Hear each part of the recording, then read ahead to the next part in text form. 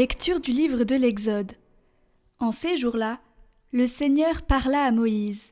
« Va, descends, car ton peuple s'est corrompu, lui que tu as fait monter du pays d'Égypte. Ils n'auront pas mis longtemps à s'écarter du chemin que je leur avais ordonné de suivre. Ils se sont fait un veau en métal fondu et se sont prosternés devant lui. Ils lui ont offert des sacrifices en proclamant « Israël, voici tes dieux qui t'ont fait monter du pays d'Égypte. » Le Seigneur dit encore à Moïse « Je vois que ce peuple est un peuple à la nuque raide. Maintenant, laisse-moi faire. Ma colère va s'enflammer contre eux et je vais les exterminer. Mais de toi, je ferai une grande nation. » Moïse apaisa le visage du Seigneur son Dieu en disant « Pourquoi, Seigneur, ta colère s'enflammerait-elle contre ton peuple que tu as fait sortir du pays d'Égypte par ta grande force et ta main puissante? Pourquoi donner aux Égyptiens l'occasion de dire « C'est par méchanceté qu'il les a fait sortir.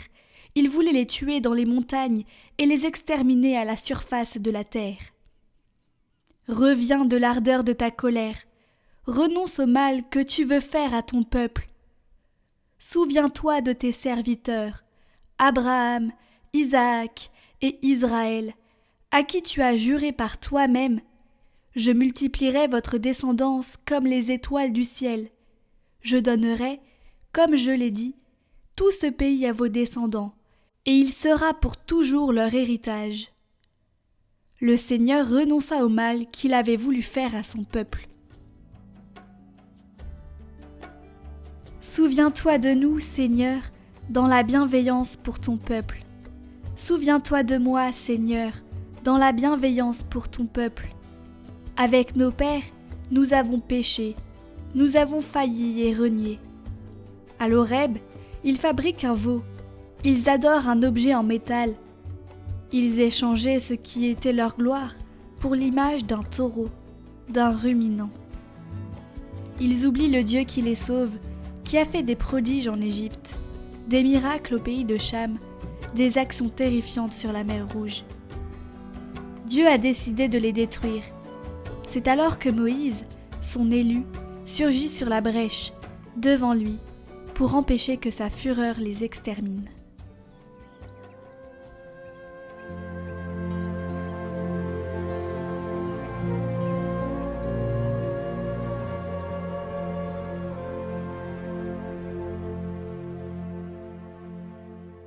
Évangile de Jésus-Christ selon saint Jean.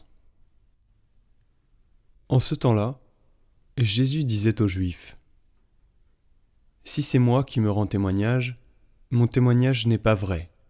C'est un autre qui me rend témoignage. Et je sais que le témoignage qu'il me rend est vrai. Vous avez envoyé une délégation auprès de Jean le Baptiste, et il a rendu témoignage à la vérité. Moi, ce n'est pas d'un homme que je reçois le témoignage, mais je parle ainsi pour que vous soyez sauvés. Jean était la lampe qui brûle et qui brille, et vous avez voulu vous réjouir un moment à sa lumière. Mais j'ai pour moi un témoignage plus grand que celui de Jean. Ce sont les œuvres que le Père m'a donné d'accomplir. Les œuvres mêmes que je fais témoignent que le Père m'a envoyé. Et le Père qui m'a envoyé, lui, m'a rendu témoignage. Vous n'avez jamais entendu sa voix, vous n'avez jamais vu sa face, et vous ne laissez pas la parole demeurer en vous, puisque vous ne croyez pas en celui que le Père a envoyé. Vous scrutez les Écritures parce que vous pensez y trouver la vie éternelle. Or, ce sont les Écritures qui me rendent témoignage, et vous ne voulez pas venir à moi pour avoir la vie.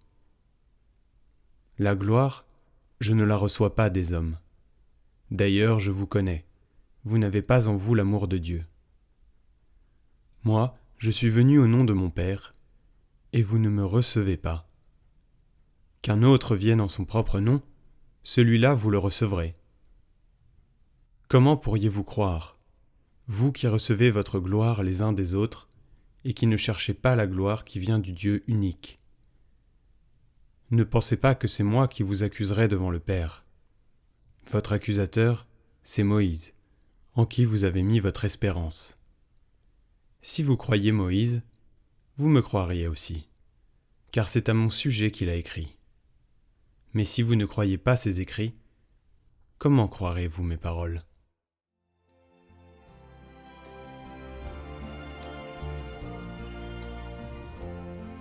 Le Père était toujours présent dans la vie de Jésus, et Jésus en parlait. Jésus a prié le Père et plusieurs fois, il a parlé du Père qui prend soin de nous, comme il prend soin des oiseaux, des lys des champs. Et lorsque les disciples lui ont demandé d'apprendre à prier, Jésus leur a appris à prier le Père, notre Père. Il va toujours vers le Père.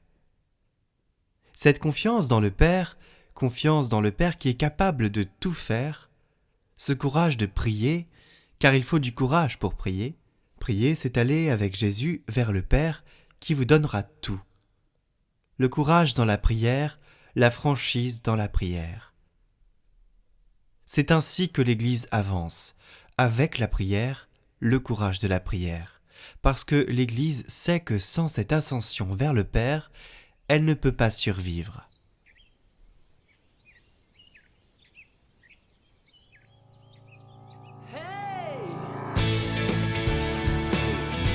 Votre émission priante chaque jour de carême.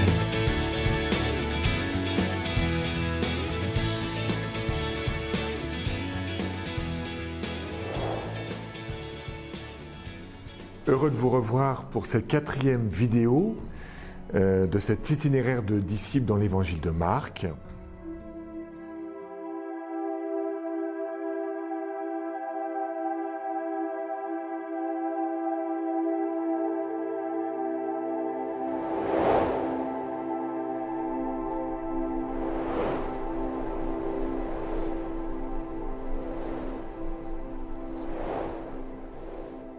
La phrase que je retiendrai aujourd'hui, c'est « Il en fit 12 pour être avec lui et pour les envoyer prêcher ».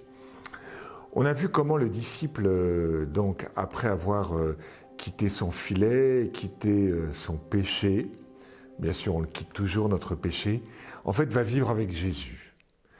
Un disciple, c'est d'abord quelqu'un qui vit. Et puis à un moment donné, dans cette masse de disciples, Jésus va en choisir 12. Et c'est le passage que je vais lire aujourd'hui. Il gravit la montagne, et il appelle à lui ceux qu'il voulait. Ils vinrent à lui, et il en fit 12 pour être avec lui et pour les envoyer prêcher, avec pouvoir de chasser les démons. Il fit donc les 12. Il donna à Simon le nom de Pierre, puis Jacques le fils de Zébédée, et Jean le frère de Jacques, auquel il donna le nom de Boanerges, c'est-à-dire fils du tonnerre. Puis André, Philippe, Barthélemy, Matthieu, Thomas, Jacques, le fils d'Alphée, Thaddée, Simon le Zélé, et Judas Iscariote, celui-là même qui le livra. Donc, je n'appelle le disciple à être apôtre, donc c'est une sorte de garde rapprochée autour de Jésus.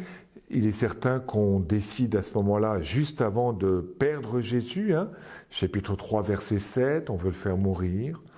Il y a des foules qui sont de plus en plus nombreuses, verset 7, une grande multitude. Et donc, dans cette masse de disciples, Jésus en appelle quelques-uns. Ça veut dire quoi? Ça veut dire que je n'appelle pas ma garde rapprochée pour la mission, sans connaître davantage les disciples. Imaginez que je sois je sais pas, dans une école et puis qu'il me manque un professeur d'histoire. Bon. Est-ce que je vais dire à la cour de récréation chers amis, est-ce que quelqu'un aime bien l'histoire, pourrait faire cours d'histoire? Non. Si je ne connais pas la personne, vous voyez, c'est quand même délicat, il y a plusieurs manières d'enseigner l'histoire. Non. Eh bien, c'est exactement ce que fait Jésus. Jésus, il regarde les disciples, il les voit vivre, et il se dit, tiens, je peux appeler un tel, un tel, un tel et tel. Voilà. Il va passer toute la nuit en priant le Père et en se demandant qui il appelle. Si on n'entre pas dans cet appel particulier, qu'est-ce qui va se passer? Eh bien, la personne ne se sent pas reconnue, Mon père, vous avez fait une annonce là, à la sortie de la messe, mais moi, je n'ai pas répondu à l'annonce parce que d'abord, j'ai pensé que d'autres allaient répondre, et puis moi, j'ai envie que vous me choisissiez, que vous puissiez me repérer. Il n'y a rien de plus agréable d'avoir quelqu'un qui vous dit « Tiens, Paul, François, Ludivine, c'est toi que je voudrais pour cette mission. » Parmi nous, ceux qui écoutent, il y a peut-être des prêtres, des laïcs, et vous devez appeler des personnes. Mais une annonce, ce n'est pas la manière de faire de Jésus. Jésus, il appelle personnellement. Donc c'est vraiment un acte d'amour, cet appel. Puis c'est aussi un acte de prudence. C'est-à-dire que si je fais une annonce à tout le monde, je ne sais pas trop qui va venir, voyez. Il faut faire attention, hein, parce que je peux appeler tout le monde, et puis j'ai la personne qui rentre, qui va faire de la catéchèse, et puis je découvre, au bout de 6 mois, que la personne fait tourner les tables, va voir des guérisseurs, etc. Bon, j'imagine, ça ne m'est pas arrivé, mais je sais que ça c'est arrivé dans d'autres endroits.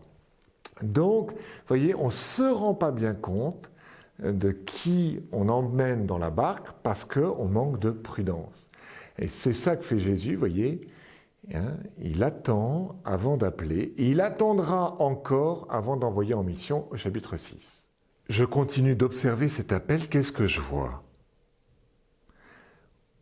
L'appel des 12 se termine, et Judas Iscariote, celui-là même qui le livra. C'est curieux de nous dire ça, comme si on voulait nous dire que vous pouvez être appelé tout en livrant Jésus. Dit autrement, ne soyez pas scandalisés par ce qui se passe dans l'Église. Je peux être appelé et quitter le Christ.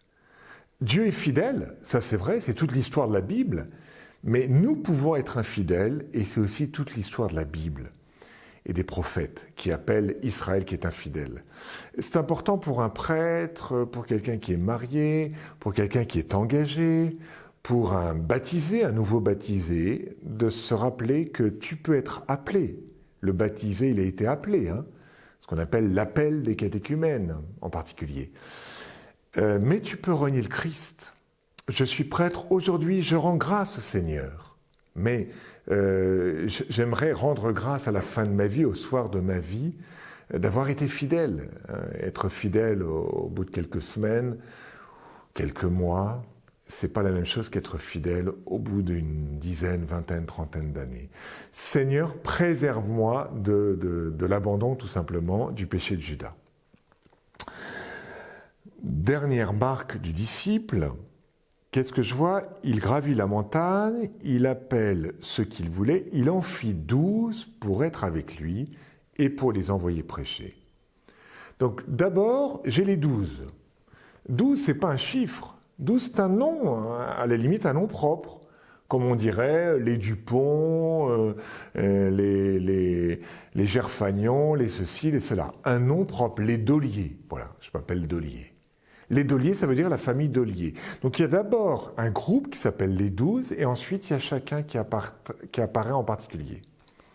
Dit autrement, la communauté prime sur la personne. C'est-à-dire que je n'ai pas à utiliser la communauté pour moi. Non, c'est d'abord la communauté qui est première. On voit bien quand, dans une communauté ou dans une paroisse, les gens viennent pour faire leur business. Je vous parle simplement avec mon style, mais en fait, c'est pas tellement la communauté qui m'intéresse, c'est mon business. Ah, avec vous, il y a un réseau, avec vous, je vais pouvoir faire ceci, cela. Non, c'est d'abord les 12. Il y a le choix de l'Église. Est-ce que tu as découvert l'Église comme une famille? Et nos activités, c'est second. D'accord? Ce qui est premier, c'est l'Église. Et inversement, parce que l'Église m'accueille, mon identité propre apparaît. C'est-à-dire qu'on voit que Simon, en fait, il va s'appeler Pierre. Que Jean, il aura telle ou telle caractéristique. Jacques, en fait, il va lui donner le nom de Boanerges. Notre identité, vous savez, apparaît suite à cet appel dans l'Église. On a l'impression que Jésus est comme un sculpteur. Il a le groupe des 12, un gros marbre, et ensuite il sculpte, et chaque figure apparaît. Et on voit chaque disciple apparaître avec son nom propre, et le nom, c'est la vocation. Donc c'est important. Je suis rentré dans une communauté, je suis rentré dans l'Église. Est-ce que mon identité propre, elle apparaît ou pas? Je suis rentré au Carmel. Si mes parents me disent, écoute, Caroline, depuis que tu es rentrée au Carmel, on trouve que tu es triste, on trouve que tu es éteinte, on trouve que, en fait, tu ne rayonnes plus comme avant. Non, il y a quelque chose qui n'est pas juste.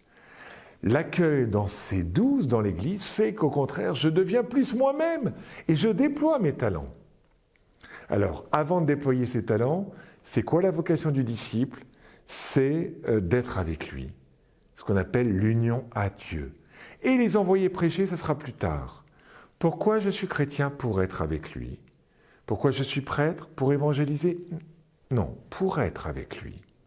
On voit bien comment les crises dans notre vie sont d'abord des crises en fait, d'appartenance. Je ne suis pas suffisamment avec Jésus, alors je ne suis pas suffisamment avec Jésus, alors eh bien, je me rattrape dans le faire. Mais Jésus nous appelle à être avec lui. Alors prions ensemble. Seigneur, toi qui m'appelles à être avec toi, par amour, puisque tu m'aimes, comme l'époux est avec son épouse, tu veux que je sois avec toi. Eh bien, donne-moi, dans travers toutes mes activités, d'être avec toi simplement, c'est-à-dire de rechercher ta présence. Seigneur, je te le demande, que toute activité, toute rencontre, soit un moyen de te connaître. Je vous propose comme petit engagement cette semaine de revoir votre temps de prière. Être avec lui, ça passe évidemment par l'oraison, la prière personnelle. Repérez bien quand vous priez dans la journée, qu'est-ce que vous faites dans votre temps de prière et qu'est-ce que vous faites avant votre temps de prière. Ces 3 questions diront en quelque sorte la qualité de votre prière. Donc, bon temps de prière chez vous ou dans une église. À demain.